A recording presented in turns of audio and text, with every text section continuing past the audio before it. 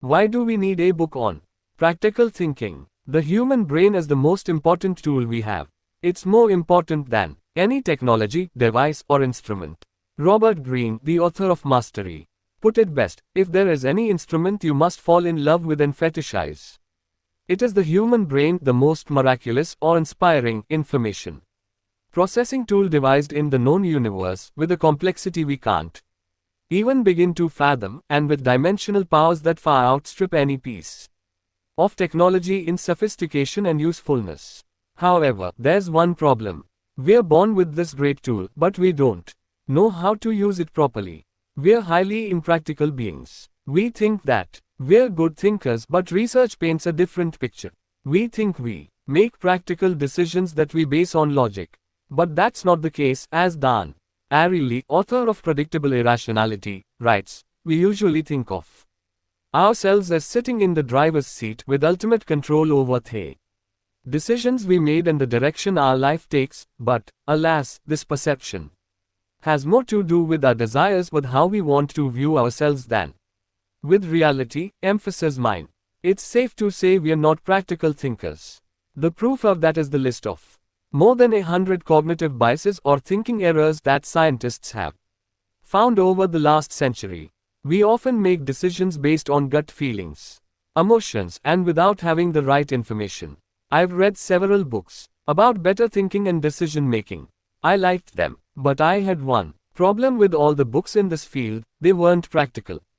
They do a great job of describing why we think the way we think by sharing stories. Booty couldn't find a practical book that explained how to change the way you think.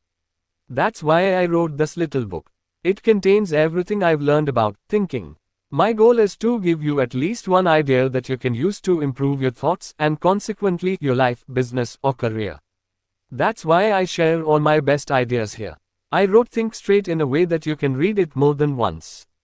And I hope this book serves as an anchor to you, especially during trying times. To keep this book practical, I combine theory, stories, and personal experiences to share advice you can apply or not. The first idea I want to share is that these types of books only work if you are open-minded. If you think that's not you right now, I can save you an hour of your life. Just get rid of this book. Burn it, ask for a refund, give it away, whatever. Use it or leave it. Use what works. I'm not a neuroscientist, psychologist, philosopher, or any type of expert on the topic of thinking. I'm a person who has lived his entire life under the impression that you can't control your thoughts. That way of thinking didn't serve me well. I was happy one day, sad the next. I got angry easily, and I couldn't find solutions to simple challenges I faced in my career, business, and relationships. But through experience, journaling, reading, and a lot of introspection, I've found a way to get better at thinking. How do I know I'm better at thinking than before? I'm no longer a slave to my thoughts, and I'm much happier because of it. I use my mind, and it's no longer the other way around. To me, that's the definition of better thinking. It has nothing to do with how smart you are or how many mathematical equations you can solve. It's about using your mind to get what you want. I don't pretend to have all the answers to thinking better, though. However, I do have the answers to how I've used nothing but my thoughts to live a happier, healthier, wealthier, and more meaningful life. I'm the living proof of the change your thoughts, change your life idea. Only 3 short years ago, I was stressed out of my mind, gave up my entrepreneurial desires, and hated my life. I felt stuck, but I don't want to be too dramatic about my situation. I think we've all been there. And if you haven't felt stuck in your life, it's only a matter of time before you will. It's a natural part of modern day life. I'm not trying to scare you, though. But you know how all these self-help books go, right? I was down and out. I lost all my money. I was depressed. My life sucked. But then I discovered X. And then my life changed. X is, of course, the idea they want to sell you.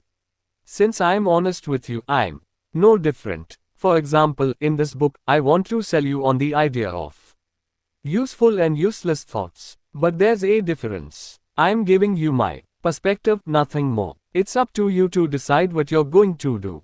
With it, John Dewey, a pragmatist and one of the fathers of functional psychology, famously said, "The true is that which works." But that doesn't mean we should believe everything we hear or read. That makes us delusional. If we want to think straight at all times, we must stay grounded, look at facts, listen to other people's perspectives, and only then draw practical conclusions. Clear thinking requires training. I view the mind as a muscle that requires regular training to keep strong. One way to train your mind is by learning new things. But I always thought that learning ends when your education ends. For some, that's when they leave high school. For others, it's when they get their bachelor's or master's degree. During our time in school, we learn new skills, ideas, and theories that change the way we think and operate in the world. But once we've established a way of thinking, we hardly change it. We prefer to entertain the same thoughts because they give us a sense of familiarity. We've learned that novelty is a scary thing, so we do everything to avoid it. We're creatures of habit who prefer relaxing our mind instead of straining it. I need to relax and watch something on Netflix is something I hear almost everyone, of all ages, say these days. I've said it myself as well. That makes me wonder what we need rest from. From the repetitive tasks we do at work, from the familiar thought patterns we have. If you really think about it, we hardly strain our minds unless there's a specific reason, like a test or exam we have to take. Otherwise, we often think, what's the point? Well, the point is to train your mind just like you train your body to keep fit. You don't go to the gym for 4 years and quit for the rest of your life. So, why don't you exercise your mind the same way you do your body? What's more, the mind is the single most important tool you have. And if you want to use that tool properly, you must train the mind. Stoic philosopher Epictetus put it best, the life of wisdom is a life of reason. It is important to learn how to think clearly. Clear thinking is not a haphazard enterprise. It requires proper training. The problem is that we don't know how we must get proper training, as Epictetus put it. For most of my life, my thoughts were out of control. I never thought about thinking. If you asked me to draw my thoughts, it would look something like this. That mess you see up there is how the inside of my mind looked like. It was pure chaos. Just a mush of positive, negative, sad, happy, and, above all, confusing thoughts. I always thought to myself, why can't my brain stop? Where's the pause button? Looking back, I didn't know how to use my brain as the wonderful tool it is, from chaos to clarity. In 2014, I moved to London from Leeuwarden, the Netherlands, the city where I grew up. I went from a city with 100,000 people to a city where 7 million people live. Things were harder than I expected, especially when it came to finding a place to live. After doing research and talking to my new co-workers, I learned that it was almost impossible to find an apartment in a short period without getting ripped off. Instead, I decided to rent a room, which was a lot easier, for 3 months. And I decided to explore different areas in London that were within an hour commute by public transportation to my work. That was my plan, and everything went well at first. After 2 months, I found a small and affordable 1-bedroom apartment in Earlsfield, in southwest London. I had planned everything. I cancelled the lease of the room I rented and signed the lease for the new apartment. My parents and brother even drove over from Holland to help out. And because I didn't have much stuff, we could just use their car to move my things from the old place to the new place, which were only 10 minutes apart. In my mind, this would be the deal. I would just pack up my stuff, get the key to the new place, hand the keys back to the old landlord, and move into the new place, watch Netflix and relax. Also, I expected to do everything on the same day. Well, things didn't go as planned after all. My new landlady changed her mind last minute and decided not to rent out her apartment. She told me the day before the day I planned the move. All of a sudden, I had no place to live, and had an SUV full of my things. That night, in my parents' hotel room, I panicked big time. I don't know what to do. I have no place, my stuff is in a van I brought you guys over from Holland, and now I'm sitting here like an idiot. I continued blaming myself for the rest of the day and evening. Your Probably thinking, really, yes, looking back on this, I can't help but think that I may have acted a little bit too dramatic. Well, let's just call it like it was. I was overdramatic. And not just a little. That's exactly why I picked out this example, because it shows how stupid I was in my thinking. I spent so much time in my head that I had lost sight of the situation. I wasn't thinking clearly, and forward. Some first world problem. Sman. The next day, I woke up, and with the encouragements of my parents and brother, I decided to stop feeling sorry for myself and to start finding a solution instead. I said to myself, think straight. I knew I had to replace the mess with clarity. I wanted to get straight to the point. I pictured this. On the left, a mush of useless thoughts, worry, stress, suffering, confusion. Not knowing what to do. On the right, one straight thought that has a single useful purpose. I wanted to start using my mind as a tool. In the case of my London story, I needed to look for a solution fast. It turned out that was easy once I started thinking straight. I booked an Airbnb until I found a new place. In the end, we stayed in an Airbnb for a week. The landlady changed her mind again and decided to rent the apartment to me anyway. So, all my stressing, worrying, and thinking were especially useless. How often does that happen? We're always so quick to judge and draw conclusions based on our assumptions. We're all human beings. We make mistakes. We change our minds. And we assume things that are not true all the time. That's normal. What's not normal is to let your mind go out of control. And after many other useless thinking episodes, I decided to change. I didn't have one big epiphany or super dramatic moment that forced me to change. Life is not a Hollywood drama. People that I know only change after a culmination of problems. At some point, we stand up and say, enough. And you know what? A lot of people never change at all. But that shouldn't be our concern. After years of chaos in my mind, I just had enough of mental suffering. I can't make it any prettier than that. You don't need an all is lost moment. Those type of moments almost never happen. About 2 years ago, I started changing my thoughts. And I've learned to replace the chaos in my mind with clarity. Now, there's peace. In the rest of this book, I'll share with you exactly how I did it. But first, I want to share a brief history of thinking. A very brief history of thinking. Thoughts are important, but not all thoughts are equal. The quality of your thoughts matters the most. Roman emperor and Stoic philosopher Marcus Aurelius said it best, the universe is change, our life is what our thoughts make it. A quick look at our surroundings shows us that life is changing faster than ever. Jobs disappear, smartphones turn you into a zombie, education costs you thousands, the cost of living increases rapidly, salaries don't, you have less time for yourself, and so on.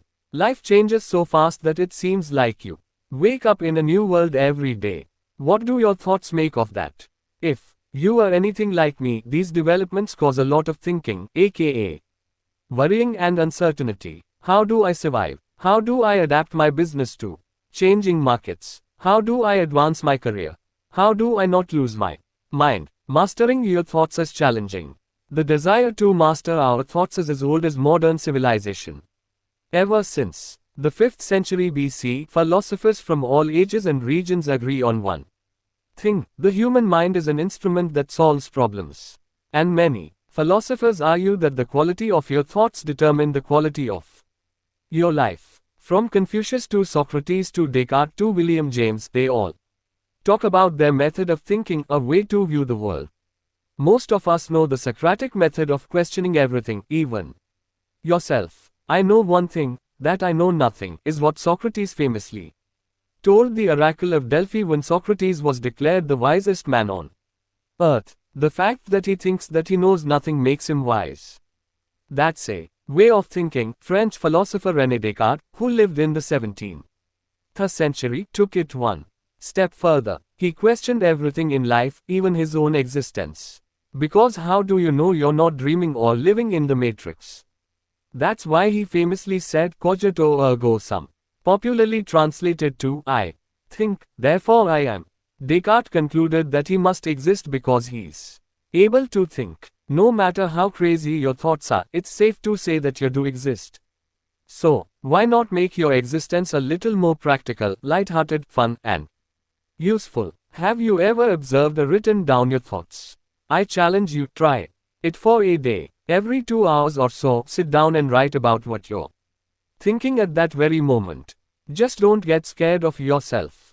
Most of our thoughts make no sense at all. We're conflicted as a species.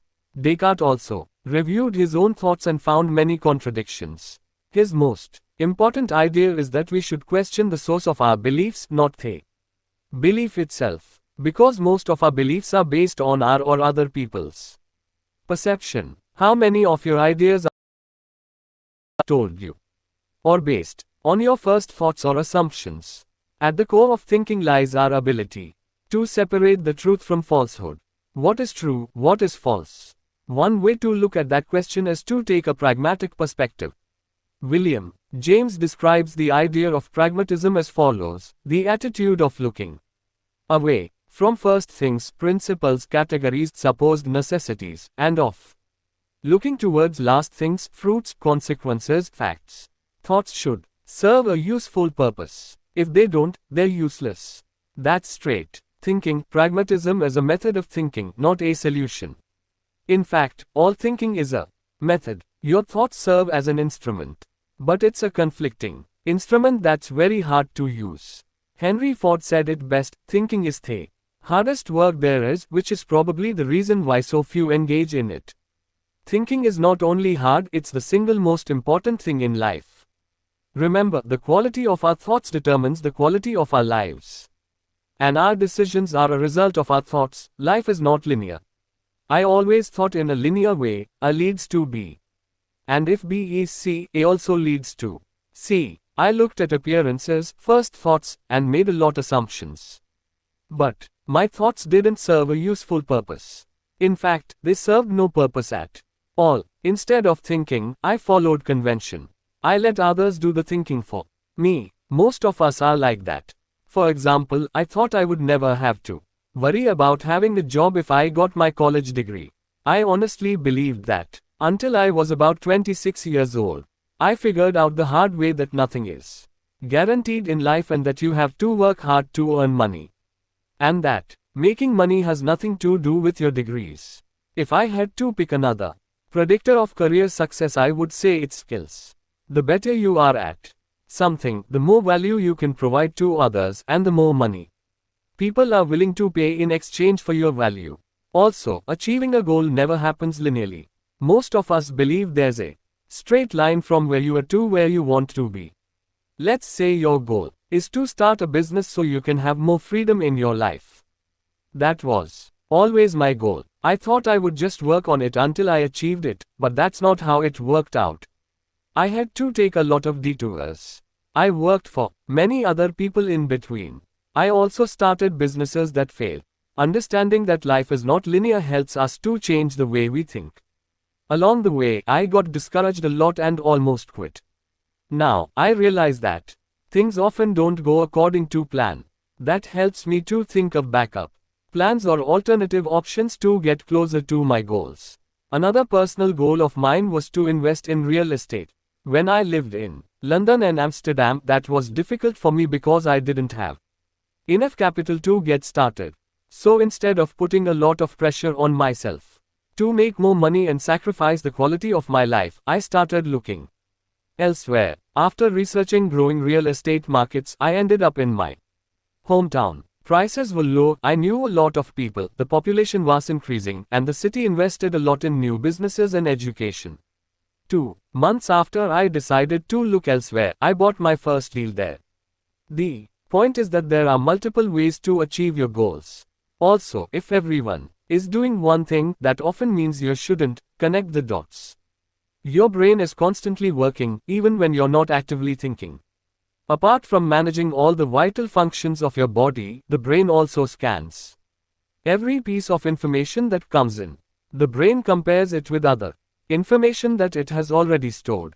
Your brain searches for similarities and differences between that information. That's how we think and use our brain to come up with new ideas.